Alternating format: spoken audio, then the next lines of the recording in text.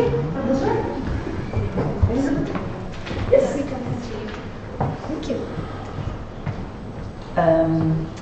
Well, as a second or third part, I'd like to describe a little of the other neurodegenerative diseases, not Alzheimer. Во второй части лекции я хотела бы поговорить о других заболеваниях нейродегенеративных помимо болезни Альцгеймера. And what you see in the center there is the big cathedral of the small city of Lund. Сейчас вы можете видеть на экране большой собор маленького города Лунда.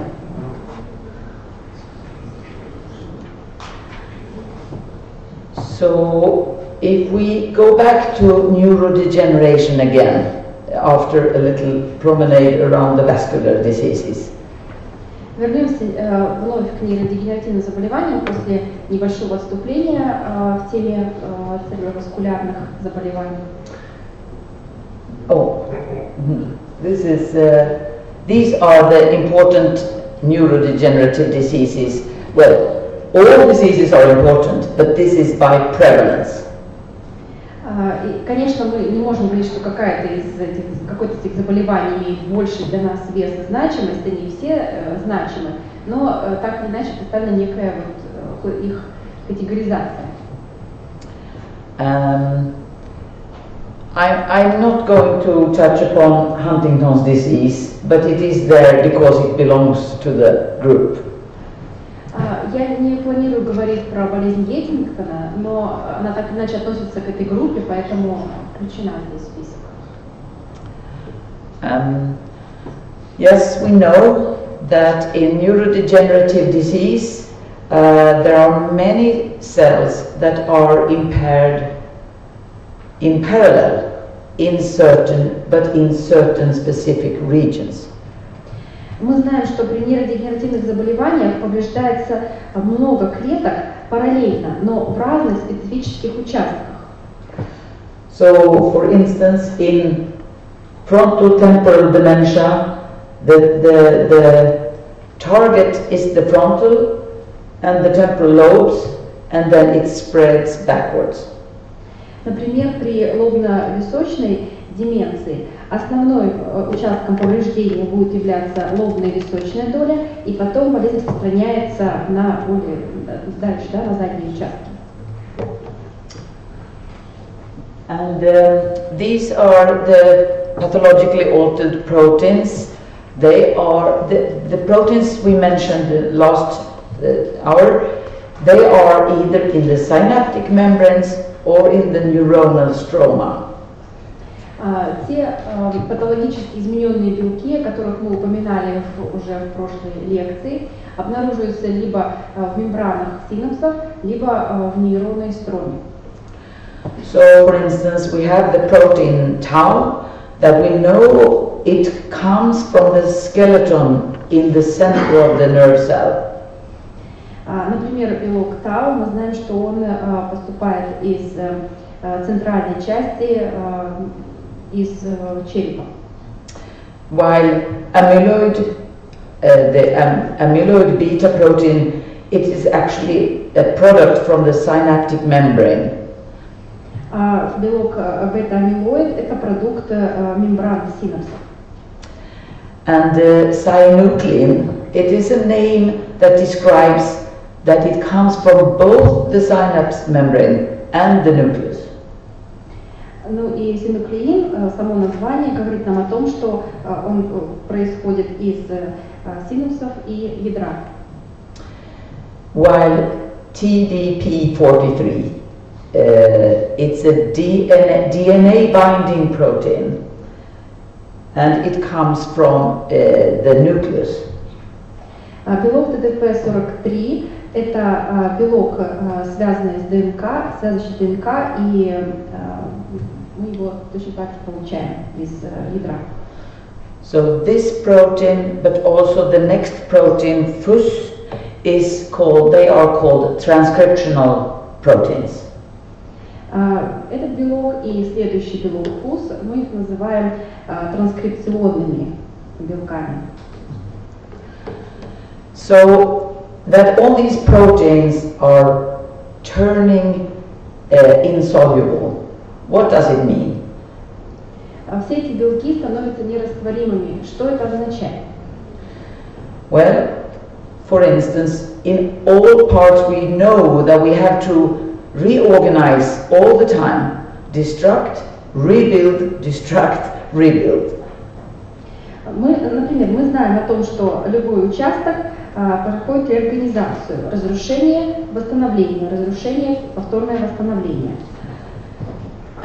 But with these pathological proteins, they fall out from the circle of production, you might say. Но что касается таких патологически измененных белков, они выпадают из процесса производства. It's actually, you can describe it as cooking an egg, boiling an egg. Можно это описать процесс варки яйца. You cannot use that egg anymore. Well, you can eat it, but it is not soft anymore.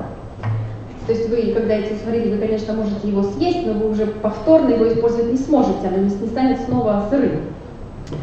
So, what happens is these proteins, number one, they slow down the signals, the synaptic transmission.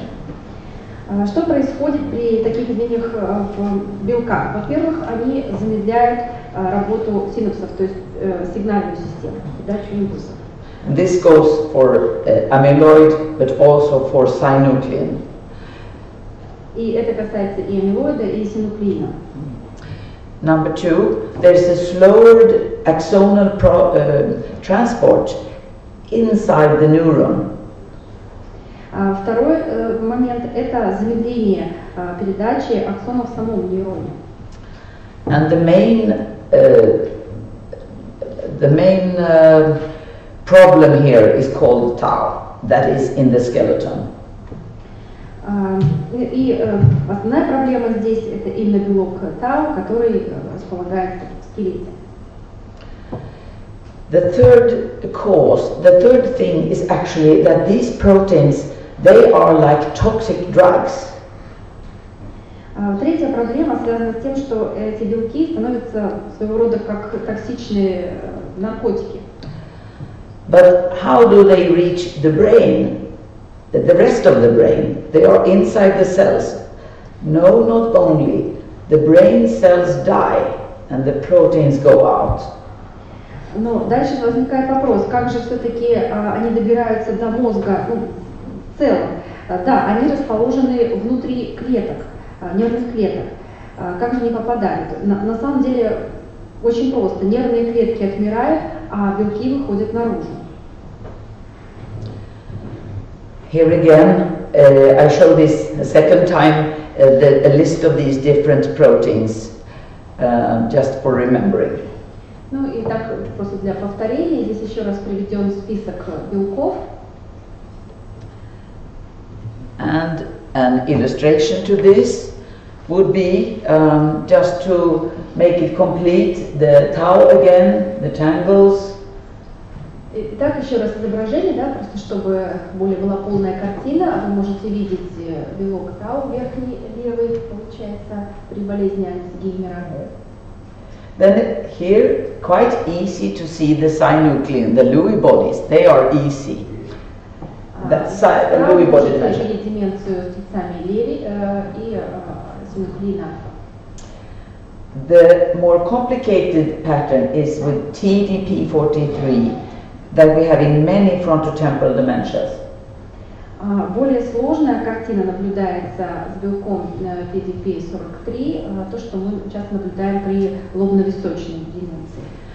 In some cases, like there are diseases called PSP, progressive supranuclear palsy, and corticobasal degeneration.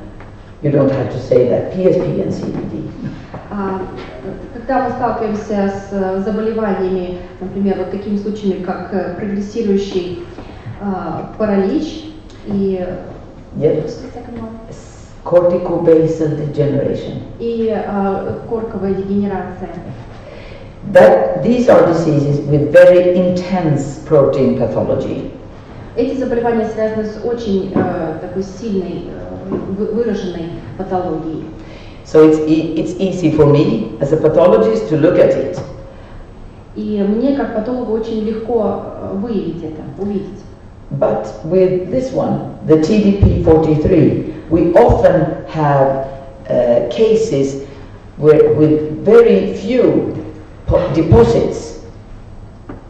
Но что касается белка TDP43, мы часто наблюдаем случаи, где скопление минимальное. But psychiatrically, they are very ill. They have been extremely demented. Но с точки зрения психиатрии они очень сильно влияют на состояние, на деменцию. So this is a problem if I only sample 3 regions. Поэтому если я выбираю только 3 участка, то это проблематично для меня. Sometimes I find nothing and I have to go back. Я могу ничего не обнаружить, и мне приходится возвращаться снова.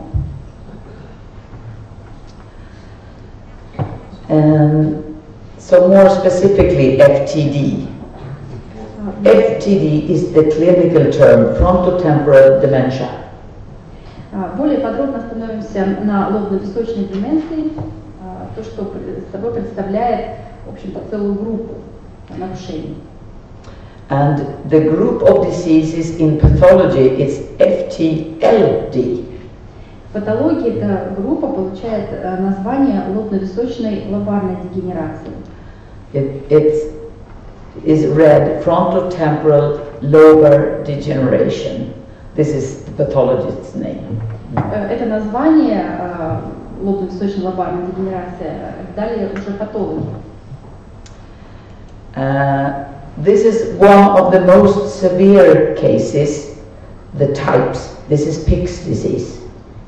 Это очень тяжелый случай, здесь изображен болезнь Пика. And this brain weight 900 grams. Вес мозга 900 грамм. If we compare Alzheimer's disease and frontotemporal dementia, we can see that they fill different areas. Если мы сравним сейчас болезнь Альцгеймера и лобно-височную деменцию, то вы увидите, что они затрагивают разные участки мозга. The Alzheimer's disease, as we said, has this posterior, parietal and temporal areas. Как мы уже говорили, при болезни Альцгеймера страдают задние участки, то есть затылочная, теменная область. And the frontotemporal dementia again is in the front. Here you see I have written the cingulate gyrus. This is special in both diseases. Ну и также вы можете видеть при лобно-височной деменции страдают, соответственно, лобные участки, и я здесь указала поясную извилину в том и другом случае. So this is the gyrus, cingulate gyrus, gyrus cinguli, there, also there. So in Alzheimer's, it's the posterior part. In frontotemporal, it's the anterior part. Ну и еще раз показываю, да, то вы можете видеть здесь поясную извилину при Альцгеймере это задняя, и при ФТД это передняя поясная извилина. And in the cingulate gyrus, the anterior part, we have a certain type of cell, of neuron, that is nowhere else. И при повреждении именно извилин, поясных извилин, мы имеем дело с нервными клетками, которые не обнаруживаются больше нигде. It's called the von Economo neuron. It's long. It's not triangular. It's long. Называется фоноканальный нейрон, который такой вытянутый, продолговатый, да, мы его больше нигде не обнаружили. We have counted them, there are only a fraction, like 1% of all neurons in the anterior cingulate gyrus. Мы подсчитывали количество таких нейронов, и их очень мало. Порядка всего вот 1%, наверное, насчитывается от общего количества нейронов в передней поясной извилине. But they are mysterious neurons. We don't know what they do, but they disappear in schizophrenia and in frontotemporal dementia. Мы не знаем, что с ними происходит, да, как они себя ведут, но мы знаем, что они исчезают в случае лобно-височной деменции. So, in frontotemporal dementia, this may be all you can see, and there are no plaques and tangles. При лобно-височной деменции это, пожалуй, все, что вы сможете увидеть, и вы не обнаружите бляшек и сплетений. So, what you need to be able to detect is immunohistochemistry. You need the antibodies. Поэтому, чтобы обнаружить что-либо, да, чтобы выявить такую деменцию, нам нужны антитела. But of course, you can make a good assessment macroscopically sometimes. Ну, конечно, в определенный момент времени можно провести хорошее исследование и микроскопическое. So, this is a very, very severe disease. Everyone can see. Тяжелый случай заболевания, то, что вы здесь можете видеть. But also this patient, much more preserved frontal lobe. He was completely crazy. Этот пациент, рассматриваемый здесь, был полностью, скажем так, выжил из ума, если можно сказать. So these are different types of diseases. This is a tau disease. This is a TDP43 disease. Still frontotemporal Здесь degeneration. представлены разные варианты заболеваний. То есть одно из них это с тау-патологией и второе с патологией белка ТДП-43. Again, I wanted to point out the distinctive difference from the anterior part of the brain and the posterior. Еще раз хочу подчеркнуть такую разительную разницу между передней частью и задней частью коронного мозга. So these occipital lobes are quite normal. Вы можете видеть, что представлены здесь затылочные участки мозга вполне нормальны. But all the anterior part of the brain is gone, and no basal ganglia at all, and no neurons in the cortex. Но что касается лобной части, передней части, вы видите, что она практически вот отсутствует, то есть отсутствуют базальные ядра и коры практически нет. And again, we have no silver stainings that will show plaques or tangles. They don't exist. Опять же, мы при серебрении мы не видим бляшек и сплетений, их здесь нет. But we do see a lot with only hematoxylin, eosin. Но даже с использованием гематоксина и эозина мы можем видеть достаточно много. And then basically it's a deranged lamination. Во-первых, это нарушенная ламинация. It's a gliosis and an atrophy, collapse. Глиоз и атрофия, полный коллапс.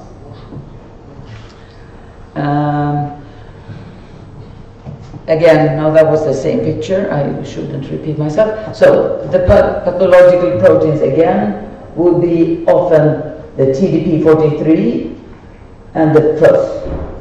Ну и еще раз уже, возможно, повторяем, да, какие-то изображения живителей. Еще раз показываю здесь ТДП-43 белок и ФУС. And the tau will come here. This is Тау мы пронаблюдаем здесь. It is strange with tau. In Alzheimer's, typical tau pathology, but no mutations of the tau protein. Ситуация с белком тау на самом деле достаточно странная, потому что при болезни Альцгеймера, которая является типичной патологией тау, мы не наблюдаем мутаций. But here in frontotemporal dementia, frontotemporal degeneration, we have several mutations, tau mutations. Но в случае с заболеванием лобно-височной деменции мы наблюдаем несколько мутаций белка. Yes, also in frontotemporal degeneration there is white matter disease, a white matter degeneration. Также при случае лобно-височной деменции мы наблюдаем и заболевание белого вещества. And I mentioned the white matter disease of Alzheimer's disease. That's another type. Я уже упоминала о болезни белого вещества в случае с Альцгеймером, но здесь ситуация иная. And probably, we don't know, but probably this is an effect of protein toxicity. Возможно, мы не знаем наверняка, поэтому возможно, эффектом здесь является нейротоксичность. In this case, the white matter disease often is close to the nerve cell degeneration in the cortex. Очень часто белое вещество расположено близко, да, к тем процессам, которые происходят, дегенеративным процессам в коре.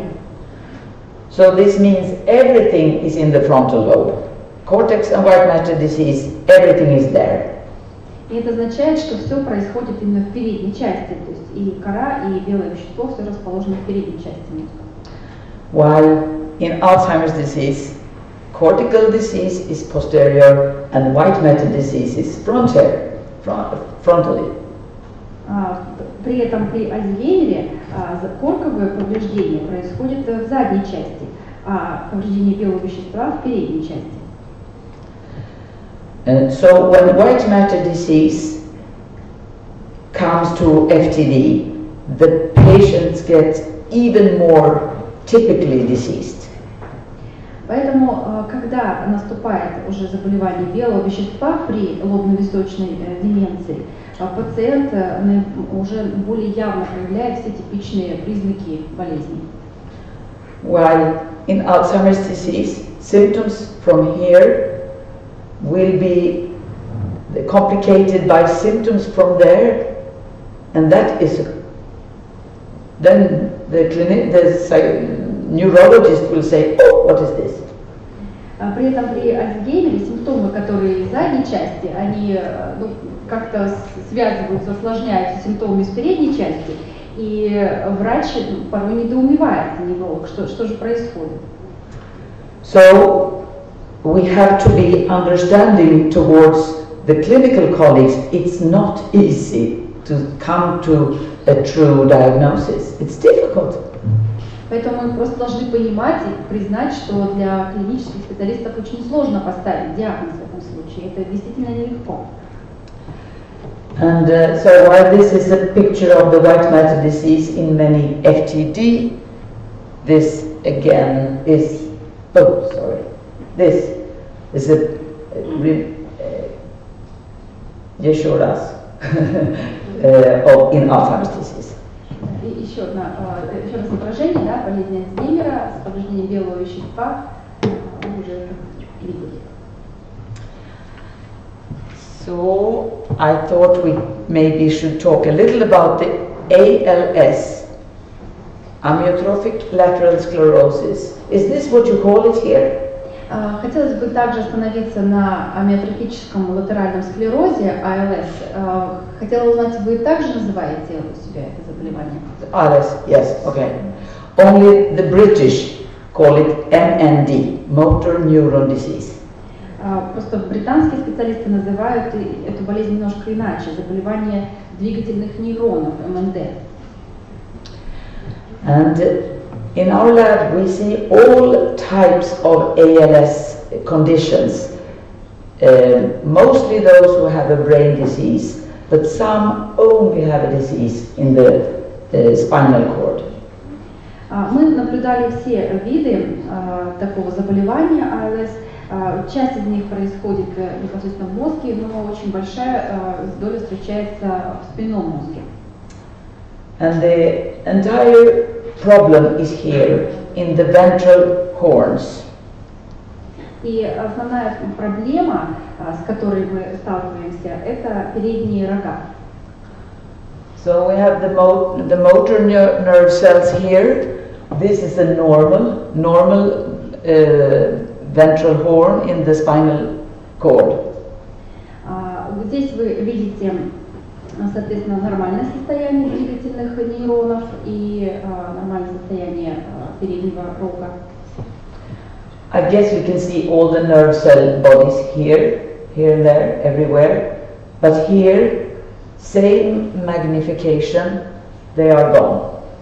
И на одном изображении вы можете видеть как раз нервные клетки, и при том же самом увеличении на правой картинке мы уже не видим двигательных нейронов.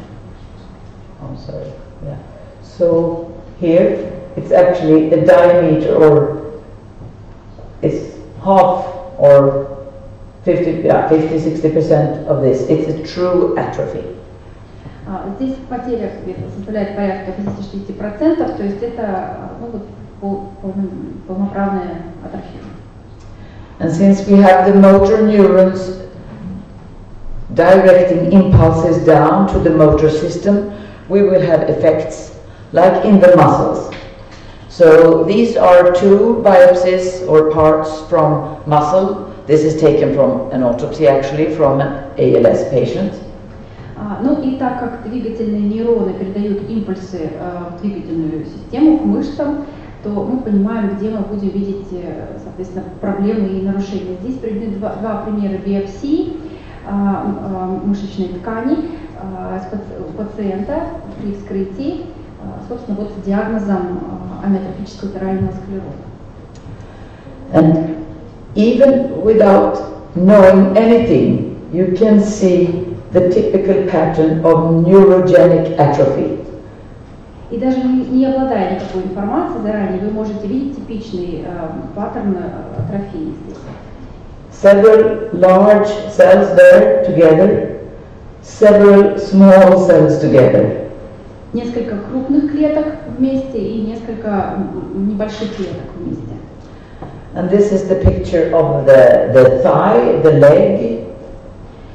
Вот это изображение показывает, соответственно, мышцу из ноги, да, то есть из бедра, более точнее. Yes, well, this is the diaphragm, one of our most important muscles. И нижняя это диафрагма, одна из наших самых наиболее важных мышц. So an early problem with ALS, it's problems with respiration. Наиболее первыми признаками проявления АЛС заболевания является респираторная проблема. Now, ALS and FTD or FTLD, they have a lot in common. They are like cousins. АЛС, амиотрофический латеральный склероз и лобно-височная деменция имеют очень много схожих черт, они как двоюродные братья. And we have a lot of known mutations, like the tau mutation on chromosome 17. We know more than 40 mutations there. Мы знаем большое количество мутаций в случае с лобно-височной деменцией в хромосоме 17. Более 40 мутаций обнаружено в тау-белке. On the same chromosome, chromosome 17, we can have another mutation in the progranulin gene. В той же самой хромосоме 17 мы можем также наблюдать мутацию и еще в одном гене, програнулине. And these two give different kinds of diseases. They are different. И вот эти две мутации, они дают разные виды заболеваний, достаточно различные, отличные друг от друга. Also, the level of heredity how much you inherit from your parents, they differ. И это различие в том числе обуславливается и степенью наследственности, насколько мы наследуем какие-то мутации от своих родителей. Then on chromosome 1 we have the gene for the transcription protein TDP43. В хромосоме 1 у нас есть ген для транскрипции белка TDP43. The disease with this mutation is extremely common in Sweden. Болезнь с мутацией такого рода очень широко распространена в Швеции. In other parts of the world, here, Italy, France, it's different combinations. В других странах, возьмем Италию, Францию или даже Россию, будут абсолютно разные комбинации. And this mutation, it's called CHAP2B on chromosome 3. Такая мутация носит название CHAP2B на хромосоме номер 3. This is found only in one large family in Denmark, 300 patients, one single mutation. И эту мутацию обнаружили только лишь в одном случае большой семьи в Дании 300 пациентов. The chromosome 16 mutation in the FUS gene gives a disease that is extra tragic because it hits patients at age of 30. Мутация в хромосоме 16, которая обеспечивает, соответственно, геном для производства белка ФУС, ведет к заболеванию, которое очень серьезно бьет по системе, потому что проявляется уже в 30 лет. This is an extremely aggressive disease that takes 2 years to kill the patient. So it's a demented patient of 30 years. Это очень агрессивное заболевание. Ему требуется всего 2 года на то, чтобы убить пациента, и, как я уже сказала, проявляется к 30 годам. Symptoms may be strange. You may think this is a psychosis or schizophrenia. Симптомы могут быть очень странными. Можно расценить их просто как психоз. Schizophrenia. Schizophrenia. Yes. Good. And you don't expect to find dementia in a 30-year-old, maybe a mother of small children, and she starts hitting them like this. And it's a brain disease. Мы не ожидаем, как правило, деменцию в столь раннем возрасте. В 30 лет это может быть случай, например, молодой мамы, которая вдруг начинает бить своего ребенка. So socially, psychologically, this is a terrible situation. Ну и, конечно, с социальной, с психологической точки зрения, это очень ужасная, тяжелая ситуация. So on chromosome, I go further on the mutations. Mutations on chromosome 17 are common in ALS. Вернемся дальше к мутациям в хромосомах. Мутация в хромосоме 17 достаточно типичны для амиотрофического латерального склероза. And also we have these combinations. Many families will have an accumulation of ALS and FTD. Ну и также мы часто видим некую комбинацию, то есть много семей демонстрируют скопление как вот заболевания АЛС, так и лобно-височной деменции. So now we know some people get only ALS, others get only FTD, but some unlucky people get both together. И мы знаем, что есть люди, которые получают, например, только АЛС, кто-то получает только лобно-височную, а есть такие вот, кому не повезло, и они переживают и то, и другое заболевание в комбинации. We have learned a lot during the last 15 years. 15 years ago, I could see a patient with ALS being with a neurologist for 10 years. Nobody thought about the brain. 15 лет назад мы начали исследования и достаточно много узнали за это время. 15 лет назад я видела пациента с диагнозом амиотрофический латеральный склероз, точнее сказать, заболевание на тот момент, который наблюдался 10 лет у невролога, но никто не догадался посмотреть его мозг. But now, together, we know so much more, so the patients get better care and better understanding. Но сейчас мы знаем гораздо больше, и пациенты получают лучший уход и лучшую заботу. So the neuropathology, if we combine the ALS and the FTD, of course, motor neurons. Итак, нейропатология в комбинированном варианте ALS и FTD мы видим, во-первых, конечно же, повреждение двигательных нейронов. Very often the frontal cortex is degenerated. Очень часто повреждается, дегенерация происходит в лобной коре. And then we have degeneration in the amygdala and the hippocampus and the substantia nigra. Также дегенерация наблюдается в миндалевидном теле, в гиппокампе и в черной субстанции. And the particular problem is the degeneration of the hypoglossus nucleus, the nucleus that helps swallowing. И еще одна особенность и проблема, связанная с этими заболеваниями, это дегенерация в ядрах подъязычных нервов. Here is the back side of medulla oblongata. What is that in? Здесь вы можете видеть заднюю сторону продолговатого мозга, медула. And you see one still living neuron, the others are dead. Вы можете видеть здесь еще живые нейроны, да, и те, которые уже погибли. That means that the automatic swallowing while we are sleeping, it does not work.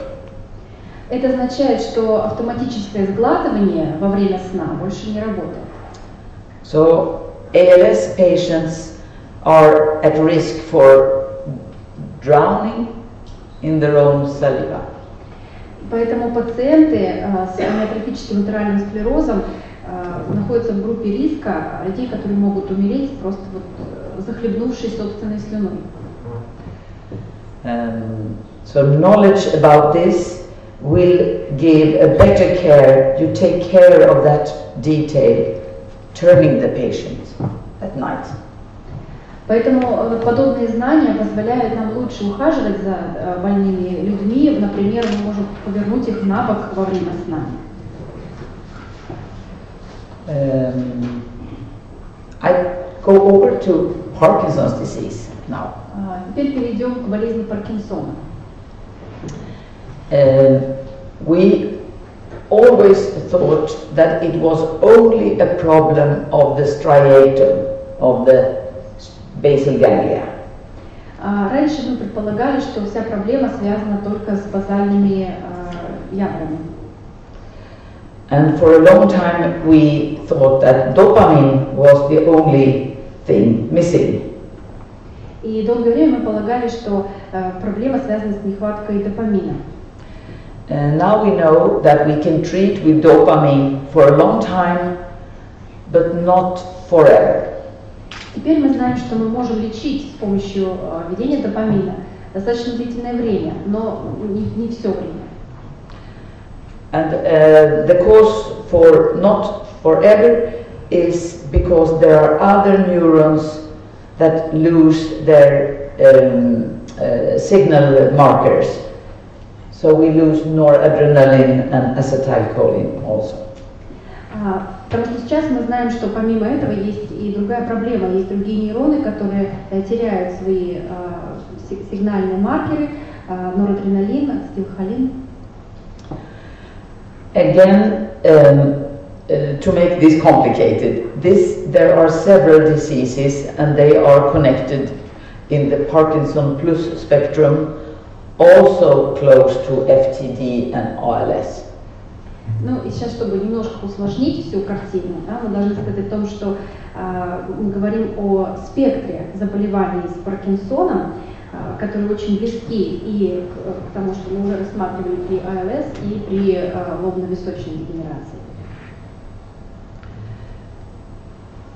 And this is a typical example of degeneration in the substantia nigra. Here, здесь вы видите типичный пример повреждений болезни черной субстанции. maybe you don't think it's a big difference. Может быть, вы думаете, что разница не такая уж и значительная, But it is. но на самом деле она значительная. This difference. Разница вот такая. So this is a normal and this is a Parkinson part of substantia nigra. Верхняя картинка это норма, нижняя это изображение болезни Паркинсона.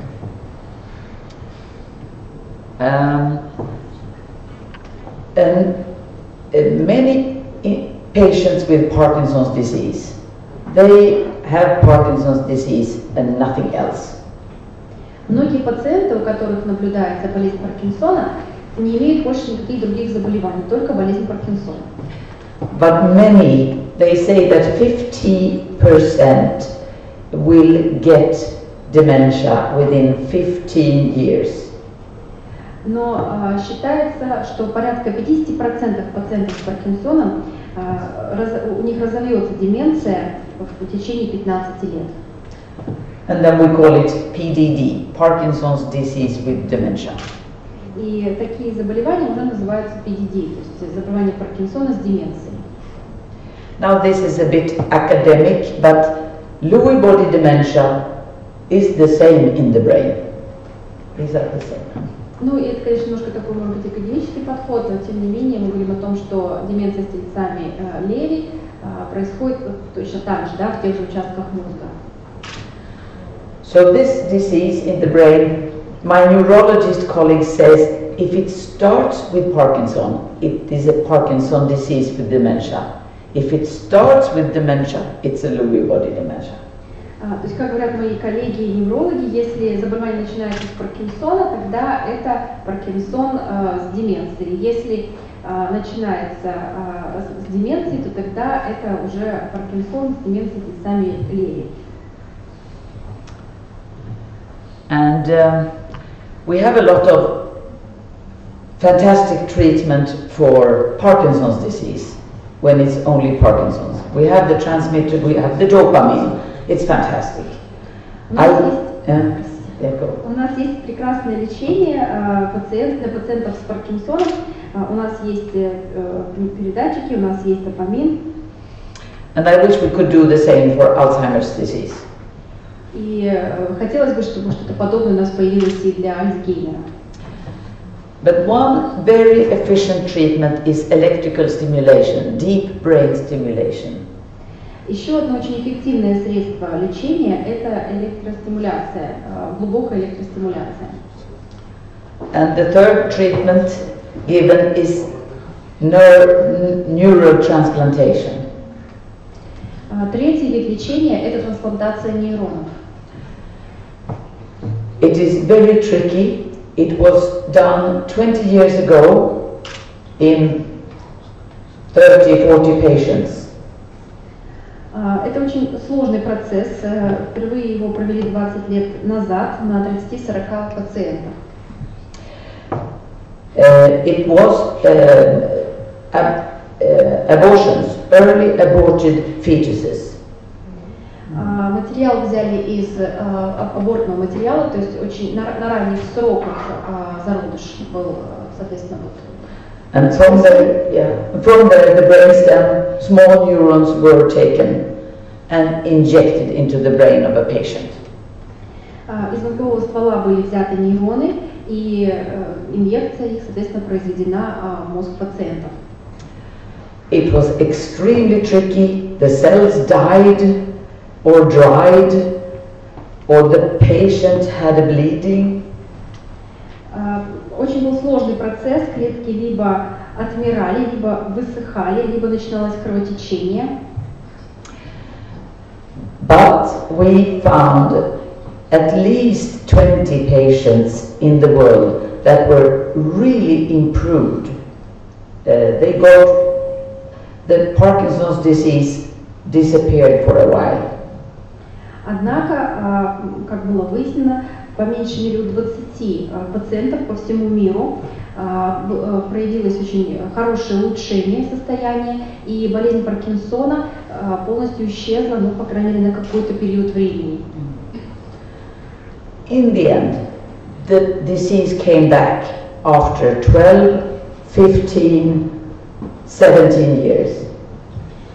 Ну, конечно, все-таки болезнь вернулась, в разных случаях по-разному, у кого-то через 12, у кого-то через 15, у кого-то через 17 лет. And why is this? I'll show you here a picture of the transplanted nerve cells in the basal ganglia 20 years before this was taken. Почему это происходит? Прежде чем ответить на этот вопрос, давайте посмотрим здесь на изображение трансплантированных нейронов, базальные ядра, 20 лет прежде чем это было сделано. We could see that the neurons were alive and kicking, feeling well. Мы видим, что нейроны были живые, прекрасно себя ощущали. And they were producing dopamine. И производили допамин. And these patients they stopped shaking, could start working, could start driving, take care of their children. Пациенты стали себя хорошо чувствовать, то есть у них ушло дрожание, да, конечностей, они смогли работать, смогли водить машину, ухаживать за детьми. But what happened after 15, 17 or even 20 years, the disease in the brain moved into these cells. Но что произошло через 15, 17, иногда даже 20 лет? Болезнь сдвинулась внутрь этих клеток. So these patients were given at least 10 years of good living, but then the disease, won the battle. И да, мы все равно подарили пациентам хотя бы 10 лет хорошей жизни, но болезнь все-таки побеждает, берет свое. And it is because we have followed these patients, we have seen Lewy body's synucleinopathy here. Now we know that the disease proteins, it's like jumping.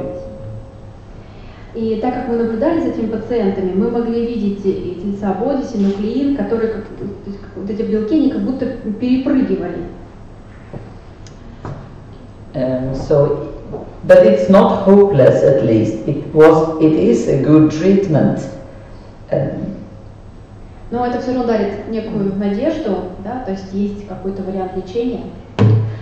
But the aborted fetuses, we want to skip that. It's not good. We want to be able to cultivate from stem cells. That's the next. Хотя мы считаем, что использование клеток из зародышей после аборта – это не очень хороший способ, и мы хотели бы его избежать.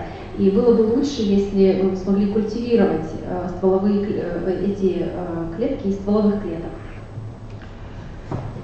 Again, this is a picture of a Lewy body in hematoxylin that is easily seen. And this is again Lewy body disease, a kind of disease between Parkinson's and Alzheimer's, connected with both, you may say. Здесь вы также можете видеть при окрашивании с помощью гематоксилина, вы можете видеть деменцию с тельцами Леви. Это заболевание, которое такое промежуточное положение занимает между болезнью Альцгеймера и болезнью Паркинсона.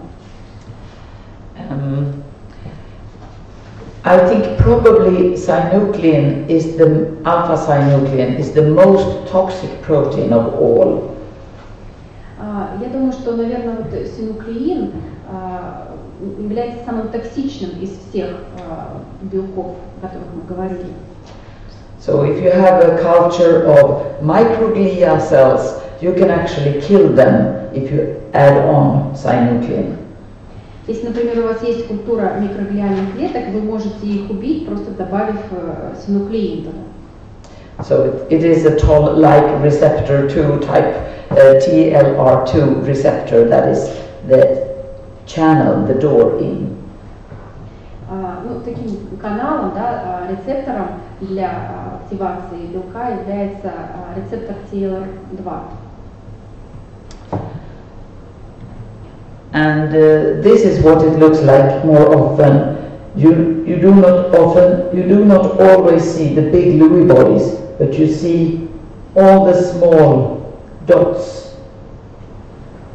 Вот так как обычно это выглядит, как мы это можем наблюдать, мы не всегда видим крупные тельца Леви, а наблюдаем такие небольшие точечки.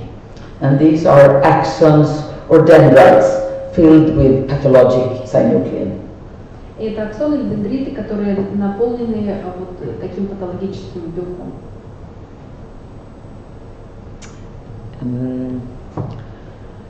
So again, this is to repeat a bit, when we investigate these more complicated diseases and also severe Alzheimer cases, Ну и еще раз, может быть, же повторяем, да, когда мы исследуем более такие серьезные комплексные случаи деменции, в том числе болезнь Альцгеймера, we try to follow international guidelines. мы стараемся следовать все-таки международным правилам, установленным правилам.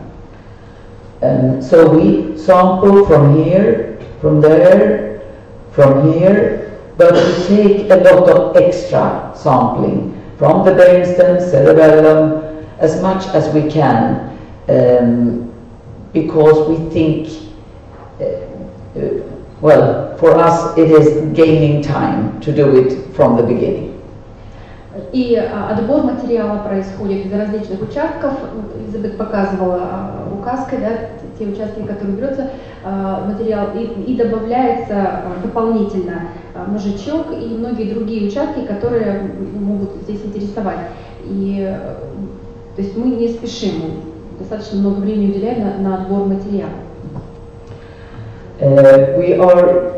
We have to exclude other. No, I'll restart again. We do a lot of these things, of course, but even so, we think of the cost. We think of, okay, not too much. И, конечно, мы делаем очень много и срезов, и окрашиваний, но мы всегда думаем о расходах, то есть все равно постоянно взвешиваем необходимость и стоимость этих процедур. So, but we ask our younger colleagues for help. I cannot be in the autopsy room every day. Конечно же, обращаемся за помощью к молодым коллегам. Я не могу сама находиться в помещении для вскрытия постоянно. So one of the important things that I ask them to do: take photos, describe macroscopical findings, and look at the brainstem. Поэтому я всегда прошу их учитывать важные моменты. Во-первых, прошу всегда делать снимок, ставить фотографию и подробно описывать макроскопические наблюдения. И всегда смотреть на мозговой ствол. So if you look at the brainstem and you see only lucus ceruleus is gone, mostly Alzheimer. То есть, например, если вы смотрите, да, на мозговой ствол и видите, что пропало только голубое пятно, тогда вы с очень большой долей вероятности можете говорить, что это Альцгеймер. If only substantia nigra is degenerated, pure Parkinson's. Если, например, пострадала дегенерация только черной субстанции, то тогда это Паркинсон. But if both substantia nigra and lucus ceruleus is degenerated, pale, then it's Lewy body dementia. Но если у вас дегенерация произошла в обоих вот этих направлениях, то есть и в черной субстанции, и в голубом пятне, то тогда это однозначно деменция стециальной левии.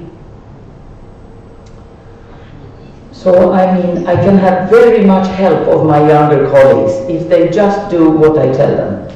Поэтому от молодых коллег может быть очень много помощи, если они делают то, что я им говорю.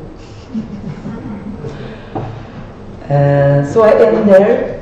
You have questions or comments? Может быть, сейчас есть какие-то вопросы или комментарии на этом моменте?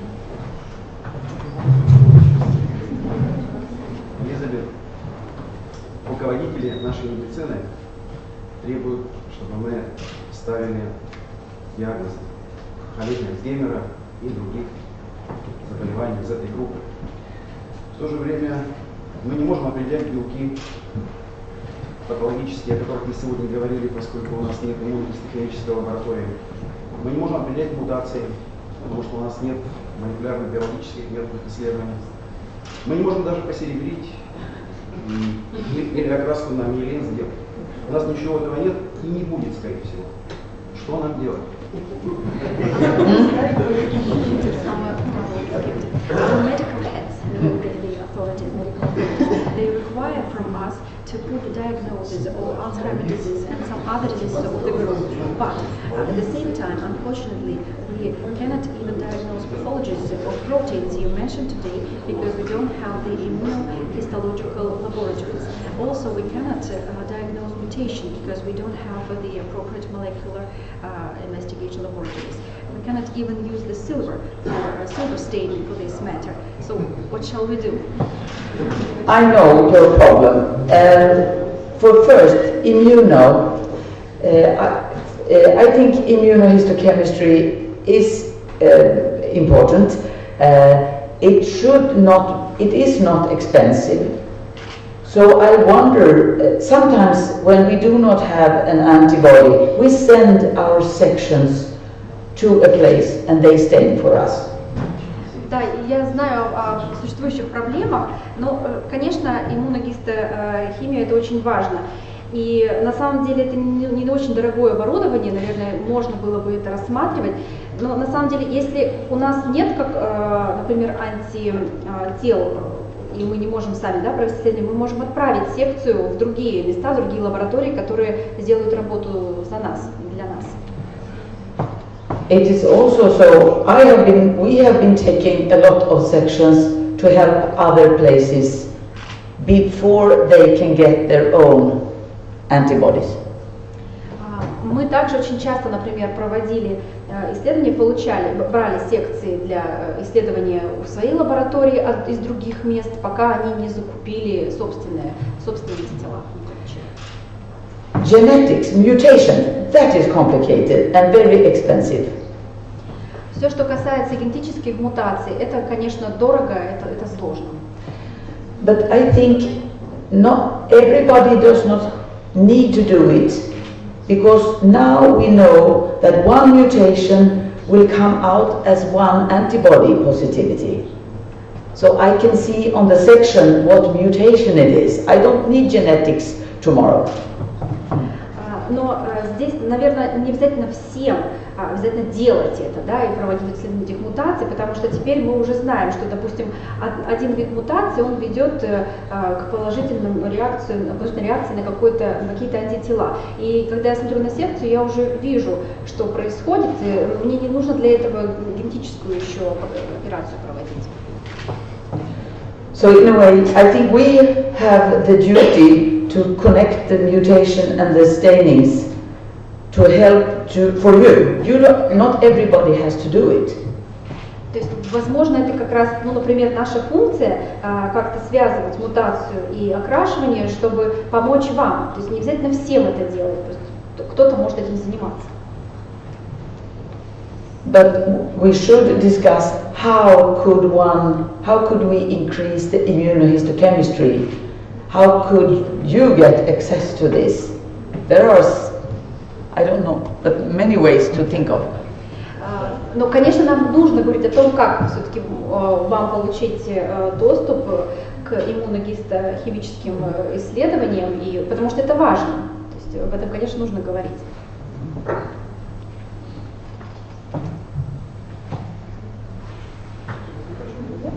Мы все время говорим о дегенерации, а сейчас появилось очень много работ о регенерации нервной ткани.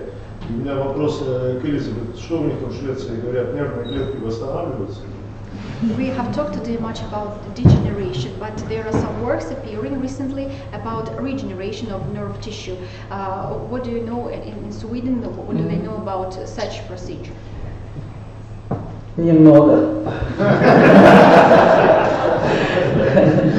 But together with stem cell researchers in Stockholm and Germany, we have looked at stroke.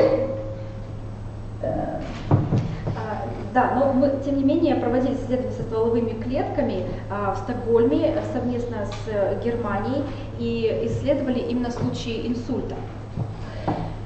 To see if after a stroke is there recruitment of stem cells, but it's a long way to go. Хотели посмотреть на то, как после инсульта задействуются стволовые клетки, но на самом деле исследование еще только на самой начальной стадии, еще очень долгий путь предстоит. And for Alzheimer's and Lewy body, I don't believe in regeneration. Even if it is there, the disease will win. It's so toxic. А что касается болезни Альцгеймера или деменции с тельцами Леви, я не верю в регенерацию, даже если она возможна теоретически, болезнь все равно победит, потому что она очень токсична. Можно вопрос? Учитывая, какой большой объем известных белков, есть ли разработки таргетной терапии как раз вот против этих белков направленные, как, допустим, в онкологии? Taking into account the so well-known amount of proteins, all the proteins, is there any kind of target therapy being developed, like in the cancer treatment, for example, to target these proteins? Yes, there are several attempts to vaccinate vaccines and to prevent protein uptake over the membranes. We know that. Да, было несколько попыток, то есть одна из них это своего рода вакцинация, второе это попытка предотвратить абсорбцию, то есть вот скопление белка через мембрану. We know that alpha-synuclein comes out and is taken up by if you can block that, that's one. But we have 100 different strategies tried, and today nothing yet. Мы знаем о том, что синуклеин альфа, например, да, он выходит наружу. Если бы мы это хотя бы могли как-то заблокировать, мы, может быть, решили бы проблему. Но уже испытано порядка 50, а то, может быть, и 100 различных стратегий, но результат пока не очень решительный.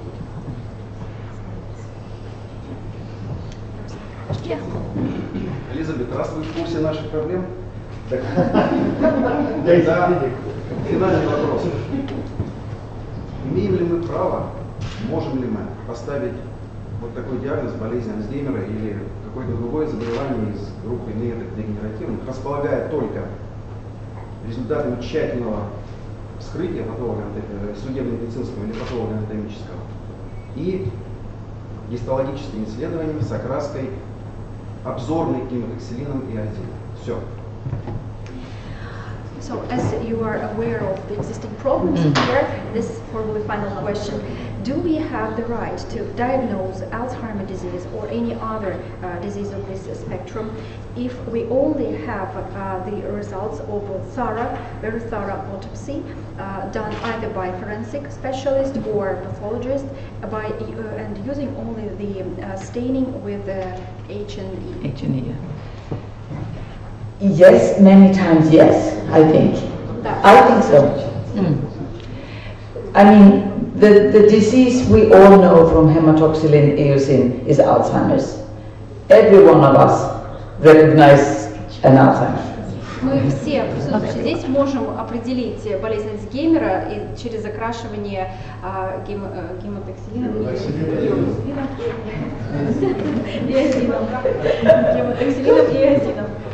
Можно я от себя добавлю по невозможности серебра?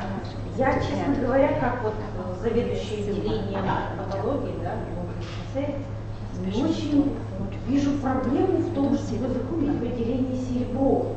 Проблема в том, что его трудно делать, и лаборатории не хотят его делать поначалу, а и делают его шикарно. Такая же ситуация с иммуногистохимией. Когда этот метод на потоке, антитела можно купить. Другой вопрос, есть ли регистрационное удостоверение, но это как бы вот вопрос эксперимента. Тоже это можно решить.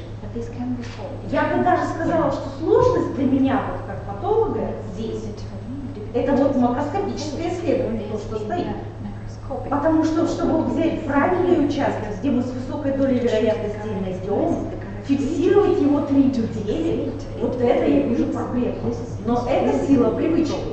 В самом начале Элизабет сказала, что это 3 недели со сменой формализма.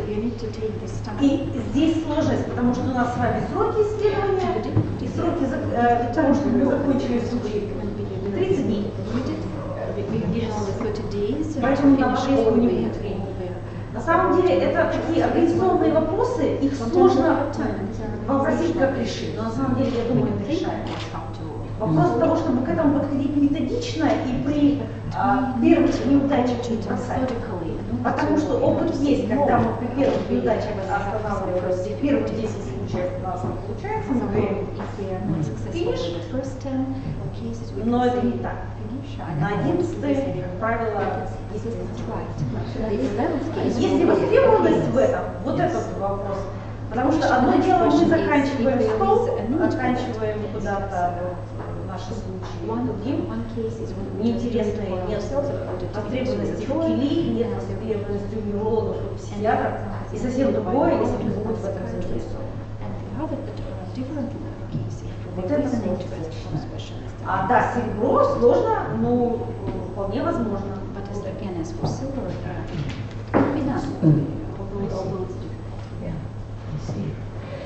Can I add on this? I was saying I can always detect an Alzheimer, but I will not know if there is also a Lewy body in it. I cannot see that, but I can see the Alzheimer.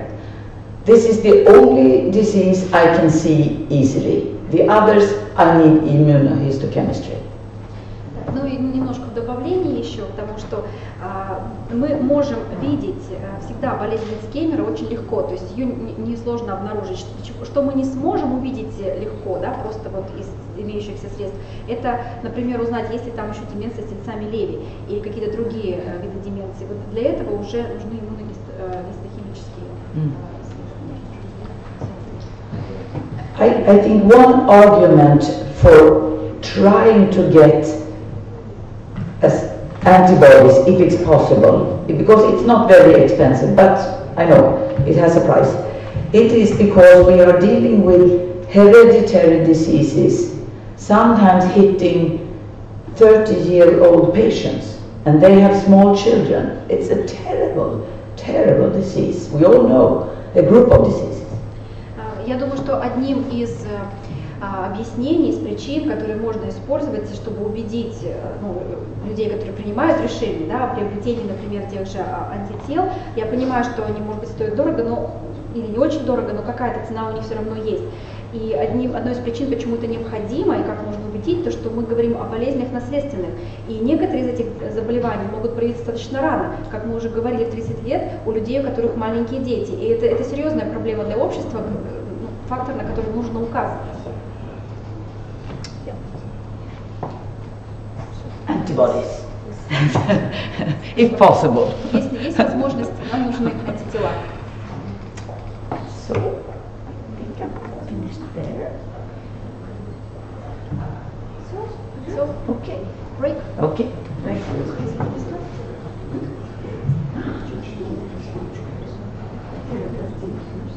Уважаемые коллеги, сейчас у нас перерыв на Lunch break до till 2 4 o'clock. часов. Сейчас опять в зале напротив. The lunch will be just Да, сейчас.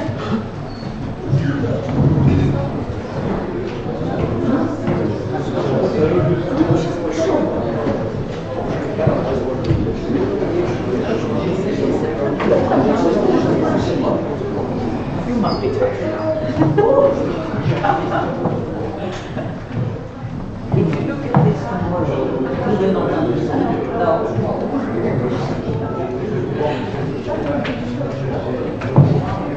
She has been working hard. You are working more than me.